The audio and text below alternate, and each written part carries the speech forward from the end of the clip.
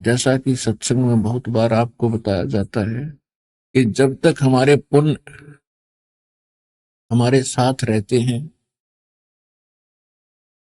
तब तक हम चाहे कोई भक्ति करें या ना करें, और चाहे कितने ही गलत कार्य करें, हम फिर भी सुखी नजर आते हैं।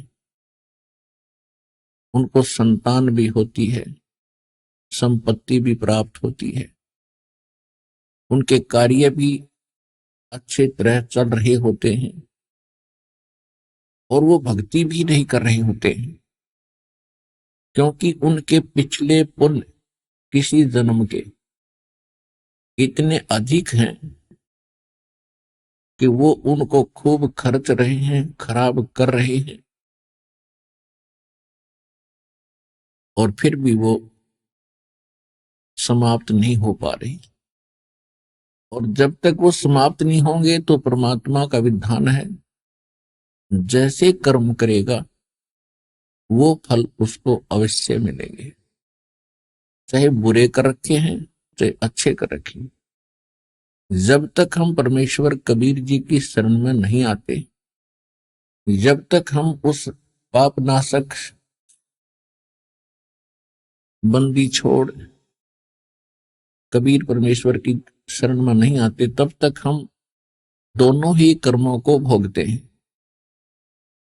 और तब तक हमारे दोनों अकाउंट ओपन रहते हैं, शुभ भी और अशुभ भी, पुण्य वाले भी और पाप वाले भी। तो जिस लोक में हम रह रहे हैं यहाँ पर पुण्य तो बहुत ही कम बन पाते हैं, और पाप ऑटोमेटिकली दिन रात होते रहते हैं, क्योंकि ये अक्षेत्र ऐसा है, ये लोक ऐसा है। यहाँ पर पाप तो बिना करे भी होंगे और पुण्य करने से ही बनेंगे। और हम जो भी इस क्षेत्र में घूमते हैं, काल के लोक में रहते हैं, जो भी क्रियाएं करते हैं, इसमें पाप तो ऑटोमेटिकली हो जाएंगे बिना करे। पृथ्वी ऊपर पग जो धारे, करोड़ जीव एक दिन में मारे। इतने सूक्ष्म प्राणी हैं, इसके जमीन पर उड़ रहे हैं, हवा में जमीन पर चिपके रहते हैं, कि करोड़ जीवों की हत्या करके ये प्राणी विश्राम लेता है। सत्तर ब्राह्मण की है हत्या, जो चौका तुम देवो नेता। रोज पोछा लगाते हो, चूल्हा चौका चलाते हो, उससे पहले लीपते हो, आजकल तो पोछा लगाया जाता है, उसमें 70 ब्राह्मण जैसी हत्या हो जाती है। अब ब्राह्मण को क्यों साथ लिया इस वाणी में? क्योंकि हमारे धर्मगुरु ये कहा करते थे कि एक ब्राह्मण, ब्राह्मण माने भक्त, की हत्या कर दी जाए तो करोड़ भी मंत्र जाप कर ले तो भी वो हत्या का पाप कटे नहीं।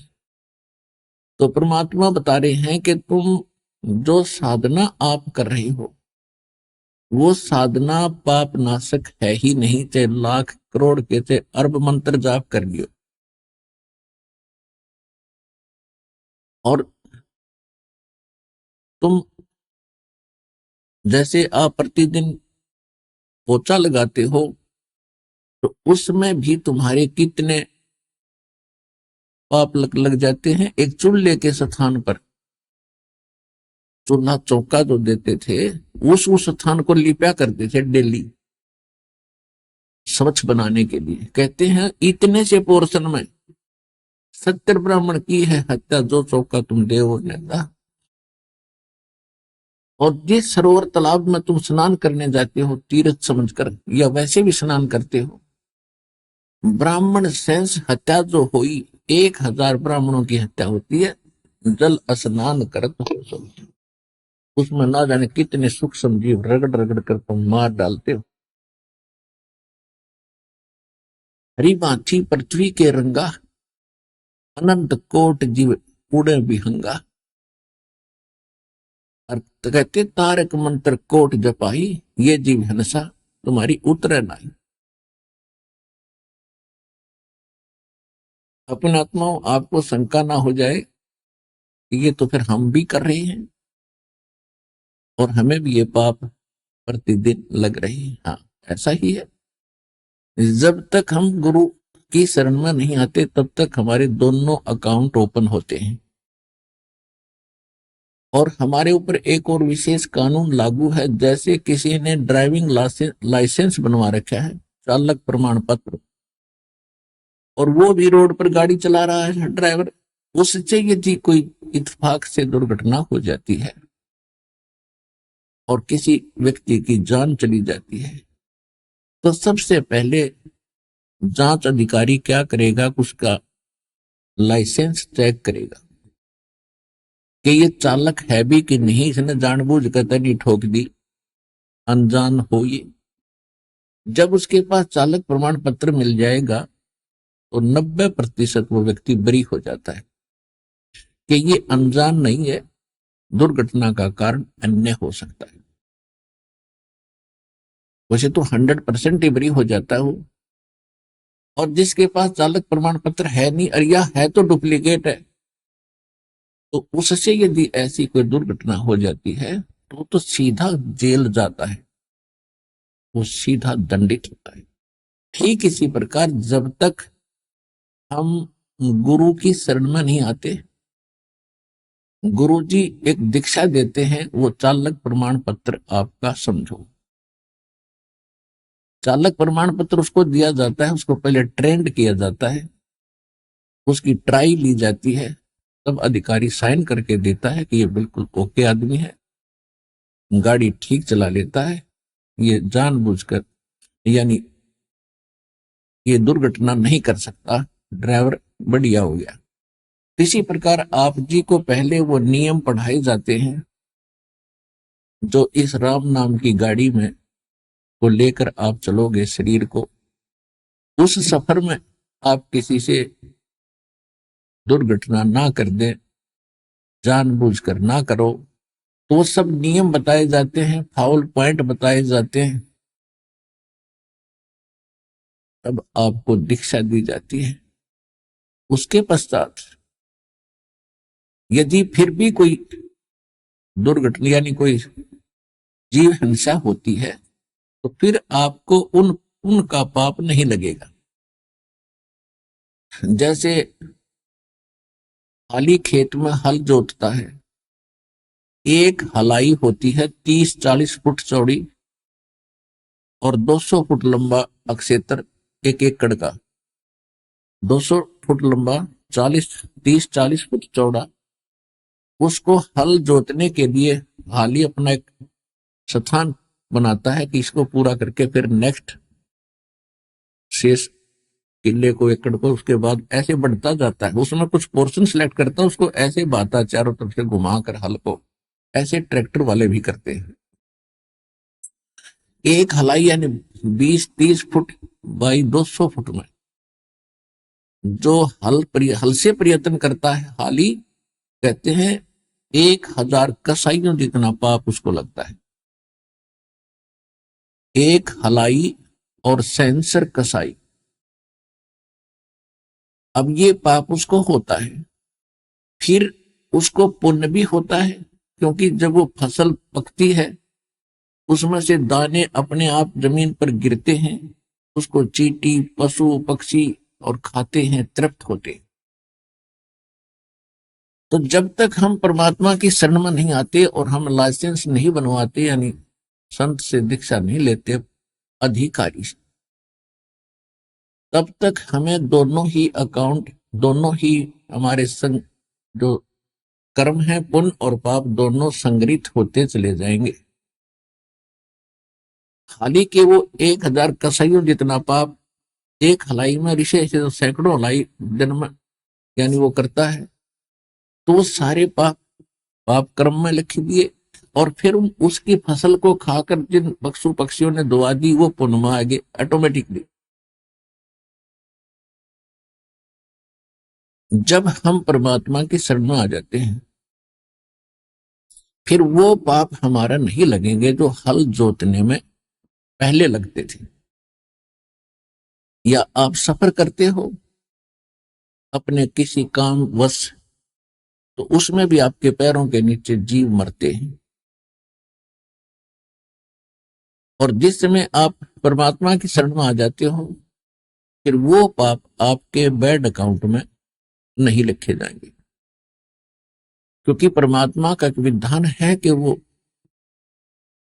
कुछ ऐसे कर्म हैं जो आपको करने ही पड़ेंगे। जैसे आप पोछा लगाते हो घर पे और वहां चींटी आ गई है या कोई अन्य जीव जंतु है, तो आपने उनको मारना उद्देश्य नहीं है, वो आपका अक्षेत्र है, आपको अलाउड है। और उसमें कोई अन्य व्यक्ति, कोई भी वस्तु आती है, कोई जीव आता है, तो वो नाजायज आया है वहां पर। क्योंकि जब हम परमात्मा की शरण में आ जाएंगे, उस समय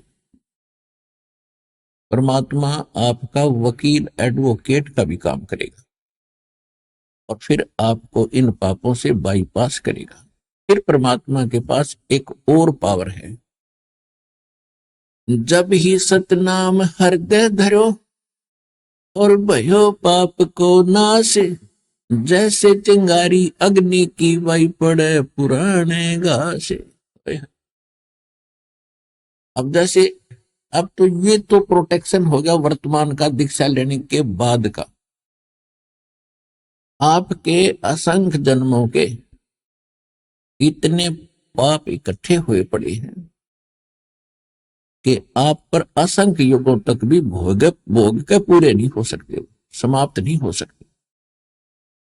क्योंकि जब तक हम परमेश्वर कबीर जी की शरण में नहीं आते, परम अक्षर ब्रह्म की शरण में नहीं आते हैं, परम संत के माध्यम से, नकली कबीर पंथियों से भी दीक्षा लेने से कोई लाभ नहीं होगा। वो डुप्लीकेट लाइसेंस बनाते हैं, दीक्षा देते हैं। तो तब तक, तो उससे पहले के हमारे असंख्य जन्मों के वो संग्रहित पाप इकट्ठे हुए पड़ रखे हैं, और वो कभी भी आपसे पूर्ण नहीं हो सकते, जिस कारण से 84 लाख प्रकार की योनियों यानी प्राणियों के शरीरों में भी आप उनको भोग लेते हो तो भी शेष रह जाते हैं। उनको वो भी समाप्त करने जब हमने सतलोक चलना है, तो आप भी आत्मा सतलोक नहीं जा सकते। पाप रहित होकर ही हम वहां जाएंगे। उसके लिए परमात्मा ने बताया कि जो तुम्हारे संग्रहित असंख्य जन्मों के ढेर पड़े हैं, उसके लिए ये सच्चा नाम, यथार्थ भक्ति विधि आपको परम संत से मिलेगी। उसके बाद जब आप भक्ति करोगे, जब ही सतनाम हृदय धरो भयो पाप को नाश, जैसे चिंगारी अग्नि की बई पड़े पुराण घास। ये पुराना घास जो है आपके संचित कर्म, पाप कर्म है।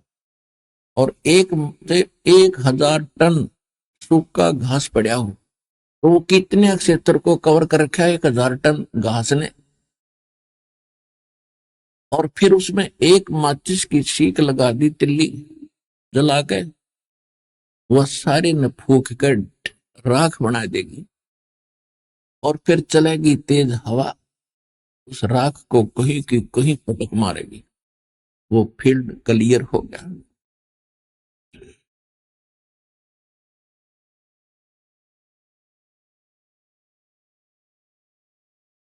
जैसे सूरज के आगे बदरा, ऐसे कर्म छयारे, प्रेम की पवन कर चित मंजन, झलके तेज नयारे। जैसे सूरज के आगे बादल छा जाते हैं, तो सूर्य का प्रॉपर प्रकाश, वो वास्तविक प्रकाश हम प्राप्त नहीं कर पा रहे। और एक तेज हवा चलती है, बादलों को तितर बितर कर देती है, आसमान साफ हो जाता है, तब सूर्य का प्रकाश हम सीधा देख रहे होते हैं। ऐसे ही कहते, जैसे सूरज के आगे बदरा ऐसे कर्म छयारे, जैसे सूर्य के सामने बादल आ जाते हैं, इस प्रकार परमात्मा और आत्मा के बीच में ये पाप कर्मों के बादल छाए हुए हैं। और प्रेम की पवन, प्रेम की हवा चलेगी और करे चितमंजन, फिर झलके तेज नयारे। जब आप इस भक्ति पर लगोगे, जितने आपके पाप खत्म होते चले जाएंगे, जितनी अधिक भक्ति करोगे, जितना अधिक धर्म करोगे, उतनी ही आत्मा साफ होती रहेगी, पाप नाश होते रहेंगे।